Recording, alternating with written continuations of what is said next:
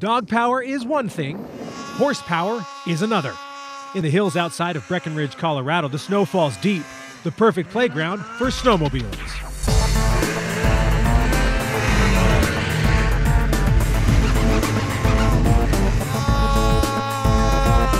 The town of Breckenridge sits on the Continental Divide, the region where the watersheds of the Pacific and Atlantic Oceans split off, and was first named in 1859 after then Vice President John C. Breckenridge.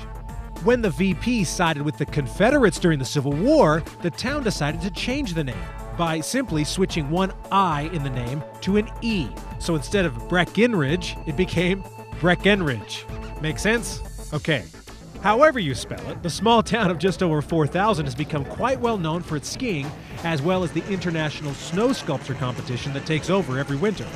Giant blocks of ice are turned into some pretty amazing works of art. It's a fun event. But it's outside the city limits where you'll find an open world to play in. At an elevation of 11,585 feet, Georgia Pass is one part awe-inspiring, one part thrill ride, particularly if you find yourself on a snowmobile. Out here, it's a whole different world in the wilderness. Everything you can look at. Being here with the families, great times. Oh, it's beautiful out here. It was awesome. Yeah, it's great. I've never seen any place so beautiful in my life. And our guide was awesome. He took time to show us stuff. We saw 4 moose and it was so cool. You just don't run into a whole group of moose very often. And they were so close. I mean, we could have hit them with snowballs. So they didn't seem to mind either. They just stood there and did their thing. Stumbling upon the moose today is a group of sledders, some of whom have never ridden snowmobiles before. Good Times Adventures, the company currently taking Chad and Rhea on their dog sled tour, also have a fleet of snowmobiles and are leading some newbies into the heights of Georgia Pass and some not so new. We're pretty passionate about coming out. We make it out about 20 days a year, which is pretty good considering we're from St. Louis. We drive and we save our money and manage to make it to all the dog sledding and snowmobiling and kiteboarding and all the crazy things that you can do out here.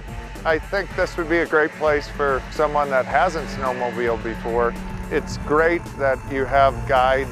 I think you could do it from the first time you go all the way up to experienced riders.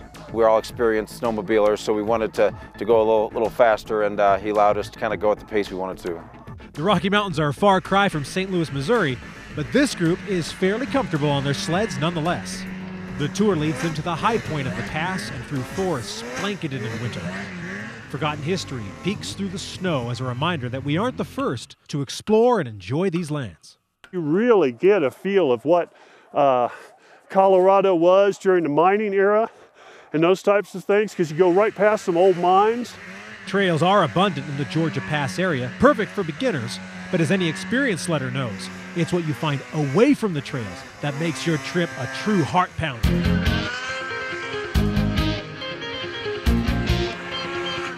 Breckenridge is less than an hour west of Denver on I-70, heading south out of Frisco on Colorado Highway 9. Hotels and lodges are available to visitors, and the snow sticks around longer than most other places in the West, so it's perfect for a late season run. It may be the art of snow sculptures or the exhilaration of hitting the heights that bring you here to Breckenridge, but you'll return for the memories, the hidden moments on the trail, and the time spent with loved ones in one of the most amazing snow destinations in Colorado. It's a great experience. Today while I was snowmobiling, I thought how thankful I am to be able to come out here and do this. Being with my dad out here, I'll be able to one day bring my kids out here, pass it down, show them what I did as I did today. I'm tired, I'm aching. Can't wait to hit a hot tub tonight, but I'd do it again in a minute if they offered me a free ride. For AYL, I'm Stephen Heumann.